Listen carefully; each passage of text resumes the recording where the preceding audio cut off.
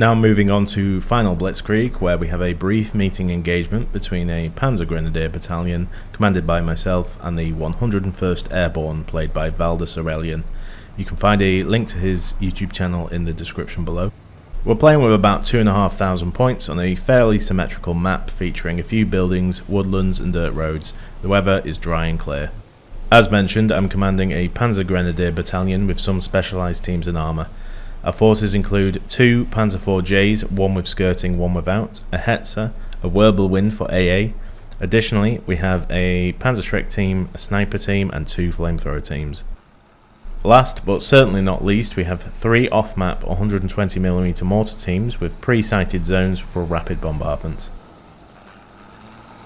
The plan is straightforward. We'll begin with a heavy bombardment between the central Crossroads objective and my opponent's minor objective. This should prevent them from securing an early foothold on the Crossroads, giving me time to position my forces without the risk of immediate attack. First platoon, as the largest of my main attacking force, has the honour of rushing the central objective, supported by the 2 Panzer IVs. Second platoon will serve as my reserve force, holding the minor objective alongside the Wirbelwind. Meanwhile, third platoon will attempt a wide flanking manoeuvre with the Hetzer.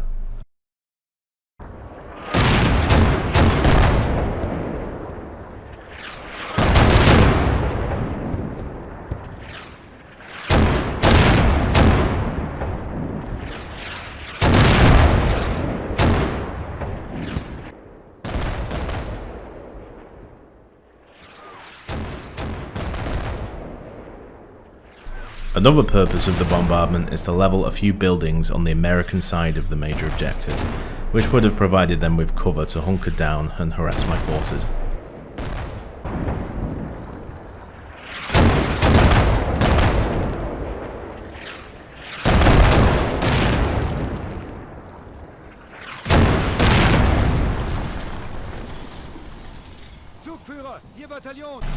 In only the second minute of the battle, 1st Platoon reaches the Crossroads major objective without encountering any resistance.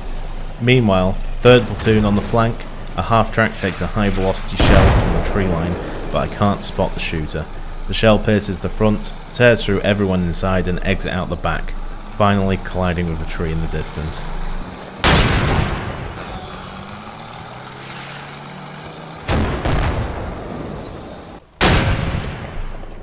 Only a moment later, disaster strikes again for 3rd Platoon. As the half-track carrying the platoon's HQ is also hit, I evacuate the remaining half-tracks and attempt to continue the assault on foot. Witnessing the destruction of the HQ rattles the Hetzer crew, leaving them unresponsive to further orders.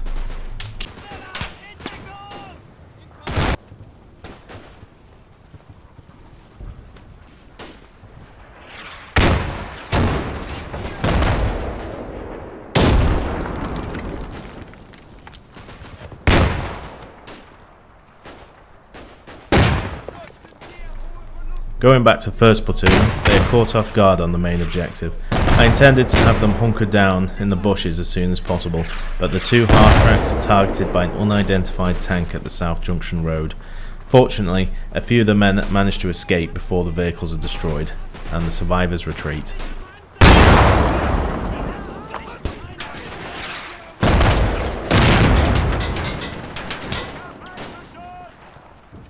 I finally managed to return fire on the enemy, but it's short-lived as the 2nd squad remains under fire from the Sherman half-tracks. They panic and abandon their position without orders, which is probably for the best.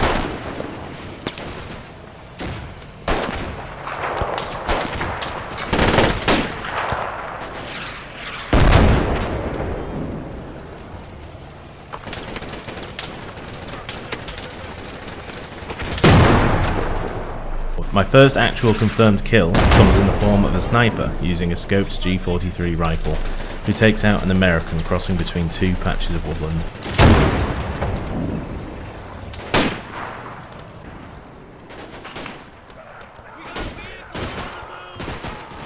Returning to 3rd Platoon, I attempt to advance the half-tracks up to the tree line, but one of them fails to make it. I've come to the realisation that I've overestimated the effectiveness of these vehicles in combat. They are essentially a glorified Opel Blitz. In the span of a few minutes, 3rd Platoon is reduced to only a handful of men. Their half-tracks are wrecked and the Hetzer is rendered completely useless, with the crew still in a state of panic. The Whirlwind spots an incoming enemy plane, which strafes the first squad of 1st Platoon and their half-track.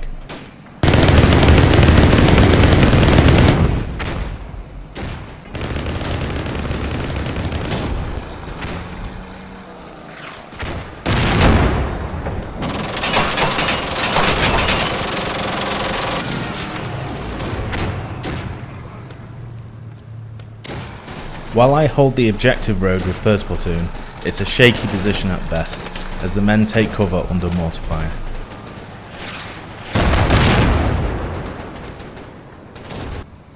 The American air support is quickly driven off, while the 101st is spotted moving to attack the Crossroads.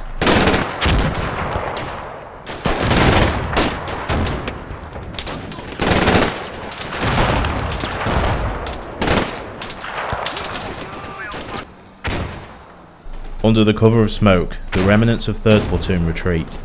The entire flank has been a complete failure, leaving the platoon all but destroyed. The Panzer IV without the skirts takes position on a hill, finally allowing me to lay down some fire.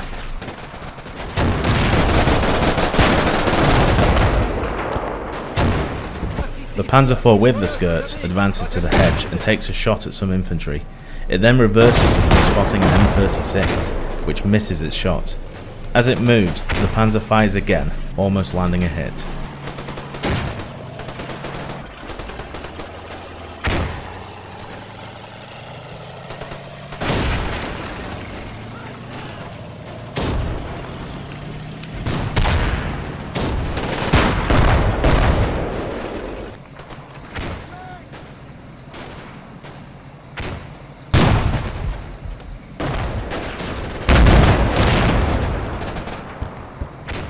I call in additional artillery on known enemy positions, resulting in a significant impact.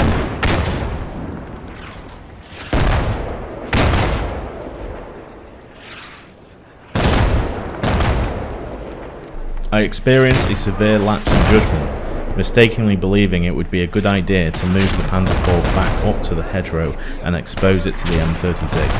As a result, it takes a direct hit to the cupola.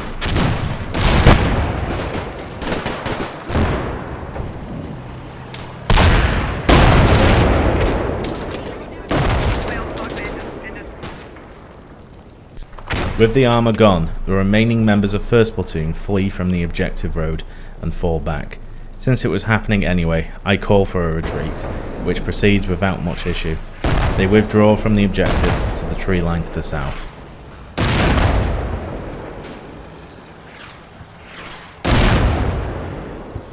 The Hetzer, which has been ineffective throughout the game, finally encounters its match.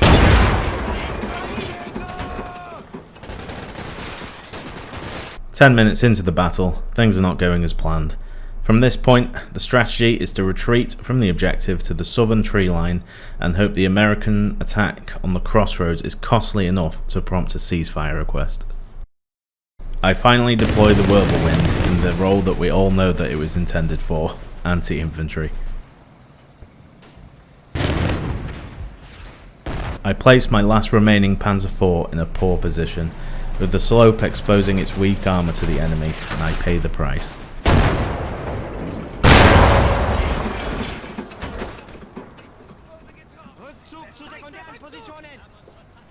Unhindered, the Americans launch an all-out assault on the Crossroads objective.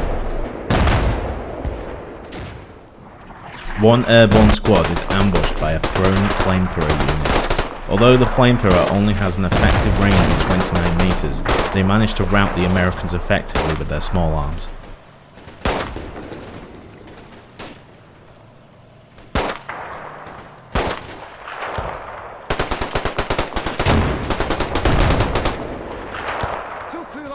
Second Platoon joins the fight, dispersing throughout the woodland alongside 1st Platoon. I still hold a glimmer of hope for retaining my minor objective.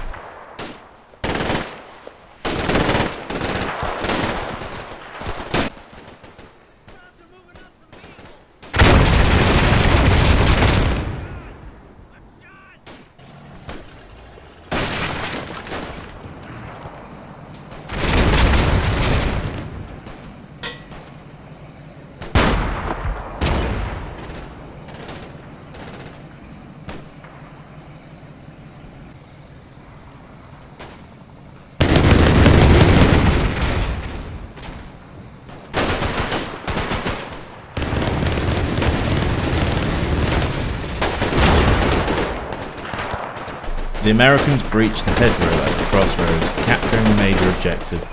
They destroy my whirlwind and send the rest of my men fleeing from the woods in a full rout.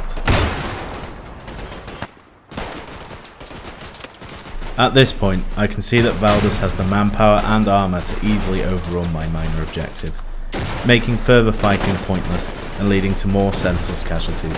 16 minutes into the battle, I surrender.